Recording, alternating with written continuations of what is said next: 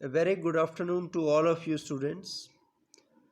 आप जानते हैं कि हम गुप्त वंश के बारे में आजकल डिस्कशन कर रहे हैं और कल हमने ये जाना था कि कनिष्क के शासन के पश्चात फिर भारत पर किसका शासन स्थापित हुआ और जिसका शासन स्थापित हुआ यानी गुप्त शासकों का, उन शासकों की जानकारी अर्जित करने के हमारे पास कौन कौन से स्रोत हैं.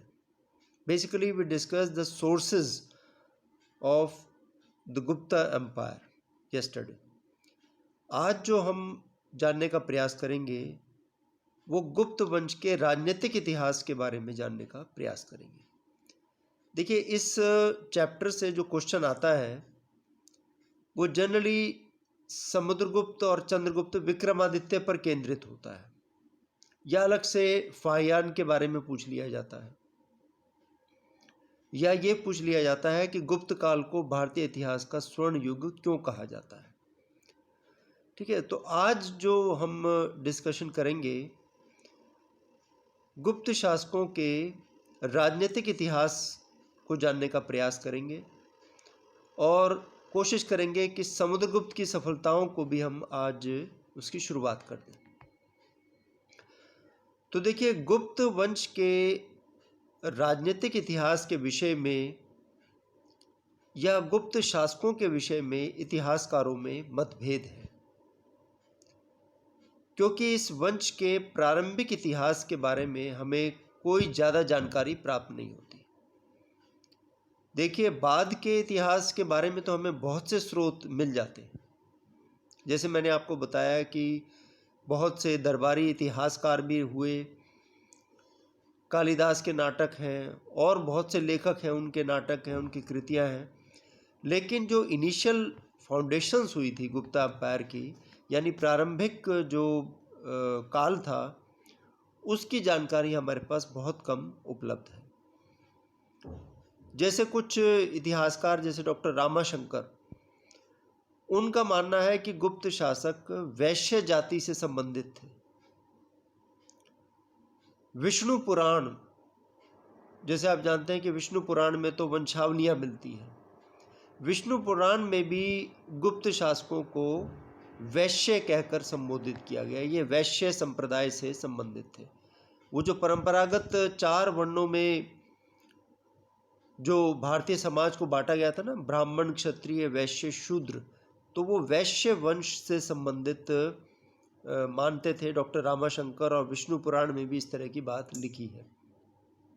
लेकिन कुछ अन्य इतिहासकार जैसे डॉक्टर के.पी. जायसवाल, उनका मानना है कि ये जो जाति थी, गुप्त जाति, ये पंजाब में निवास किया करती थी और इसको शूद्र जाति से संबंधित माना है के.पी. जायसवाल ने.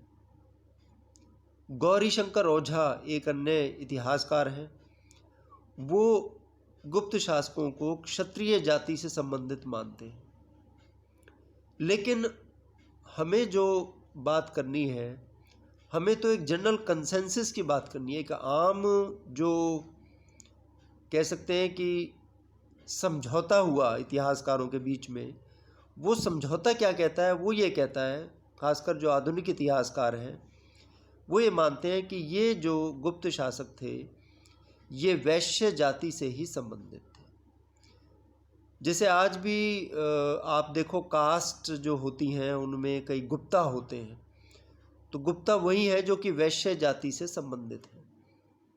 लेकिन कालांतर में ब्राह्मणों ने इन गुप्त शासकों को क्षत्रिय का दर्जा प्रदान किया, क्योंकि ये राजा बन गए थे. ठीक है, तो खैर ये तो बात होगी इसके प्रारंभिक इतिहास के बारे में. अब हम बात करते हैं कि कौन कौन से गुप्त शासक हुए.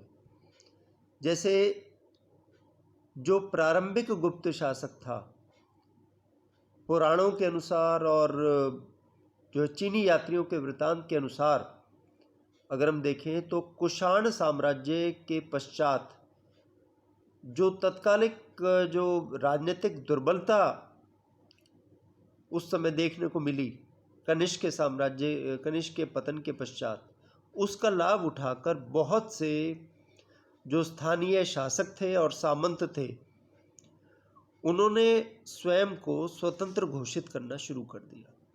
अब हम ये जानने का प्रयास कर रहे हैं कि गुप्त वंश की स्थापना किस प्रकार से हुई, ये कैसे सत्ता में आए। तो जो हमने पहले पढ़ा था कनिष्क के बारे में, तो कनिष्क की जब मृत्यु हुई, यानी कुषाण साम्राज्य का जब पतन हुआ, तो फिर बहुत से उस पतन के कारण राजनीतिक उथल पुथल जो मची, उसका लाभ उठाते हुए, उस दुर्बलता का लाभ उठाते हुए जो कुछ स्थानीय शासक थे, लोकल रूलर्स थे, या फिर जो सामंत थे, उन्होंने स्वयं को स्वतंत्र करना शुरू कर दिया। इसी कड़ी में 3री शताब्दी के अंत में श्रीगुप्त नामक एक शासक होता था। उसने कौशंबी में 275 ईस्वी में गुप्त वंश की स्थापना कर दी। ठीक है, यानी अगर आपसे क्वेश्चन पूछ लिया जाए कि गुप्त वंश की स्थापना कब और किसने की, तो आपका उत्तर होगा श्रीगुप्त 275 ईस्वी। उसने लगभग 25 वर्ष तक शासन किया, लगभग 300 ईस्वी तक शासन किया, और महाराज की उपाधि उसने धारण की। तो महाराज की उपाधि धारण करने का अर्थ यह है कि वो एक स्वतंत्र शासक नहीं था। हमें यह पता लगता है कि उसने बौद्ध यात्रियों के लिए एक विहार का निर्माण करवाया था और उसकी खर्च के लिए 24 गांव भी प्रदान किए थे। उसकी मुद्रा भी प्राप्त हुई है जिसमें गुप्तस्य और श्री गुप्तस्य लिखा हुआ है।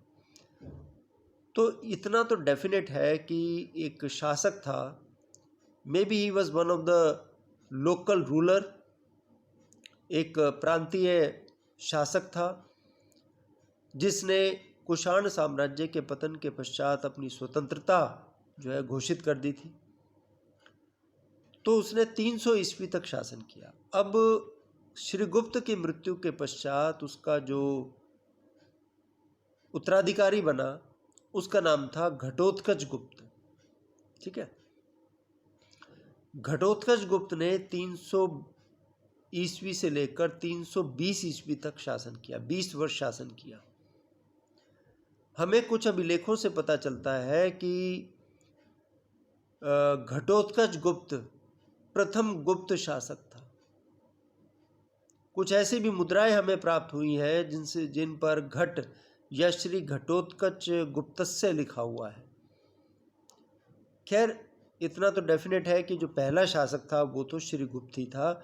श्रीगुप्त के बाद फिर घटोत्कच गुप्त जो है राजगद्दी पर बैठा था। उसने 320 ईस्वी तक शासन किया। घटोत्कच गुप्त की मृत्यु के बाद फिर जो शासक बना उसका नाम था चंद्रगुप्त प्रथम। वो बना 320 ईस्वी में।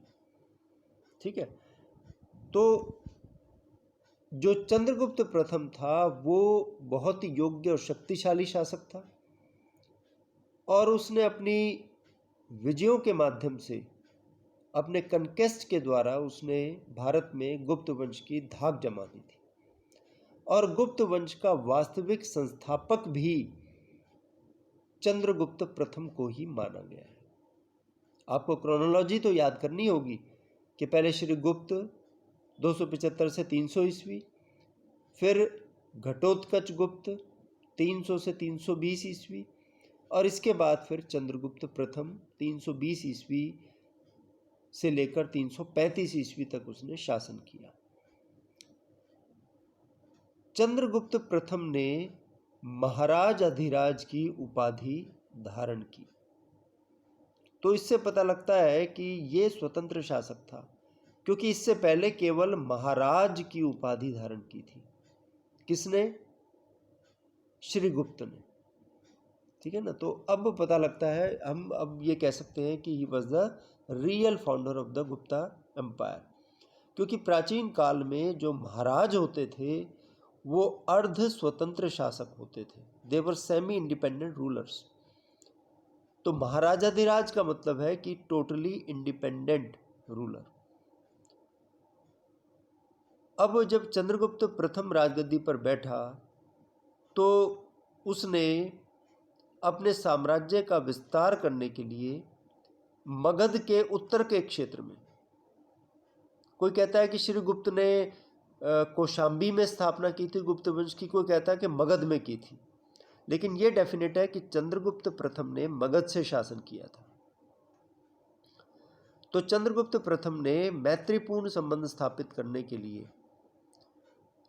उत्तर में निवास करने वाले लिच्छवी जो राजवंश था उसके साथ अपने मैत्रीपूर्ण संबंध स्थापित किए, बल्कि चंद्रगुप्त प्रथम ने लिच्छवी राजकुमारी कुमार देवी से विवाह भी कर लिया था। तो इस तरह से उसके जो वैवाहिक संबंध स्थापित हुए, इससे उसकी स्थिति काफ़ी सुदृढ़ होगी। कालांतर में लिच्छवी और मगध दोनों जो है मिलकर एक हो गए थे। चंद्रगुप्त प्रथम के जो सिक्के प्राप्त हुए हैं उसमें चंद्रगुप्त और कुमार देवी के चित्र भी हमें प्राप्त हुए हैं, और पता लगता है कि चंद्रगुप्त और कुमार देवी का संयुक्त शासन जो है स्थापित था।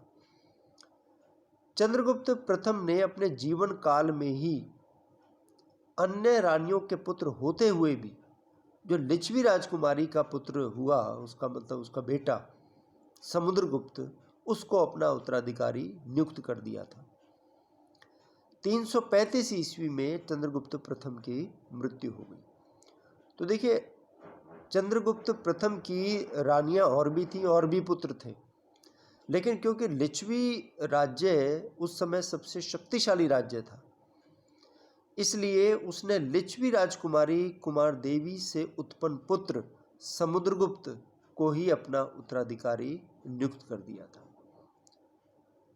तो इस तरह से चंद्रगुप्त प्रथम ने 320 से 335 ईस्वी तक शासन किया। उसके बाद उसका पुत्र समुद्रगुप्त राजगद्दी पर बैठा, जिसने 335 से लेकर 375 ईस्वी तक शासन किया। समुद्रगुप्त निसंदेह गुप्त वंश का बहुत शक्तिशाली शासक था। समुद्रगुप्त को भारतीय नेपोलियन की भी उपाधि दी गई थी। तो उसकी विजयों के बारे में, उसकी अन्य उपलब्धियों के बारे में फिर हम नेक्स्ट क्लास में डिस्कस करेंगे। एज ए होल क्वेश्चन जो है ये इसको हम पूरा करेंगे नेक्स्ट क्लास में। Thank you very much.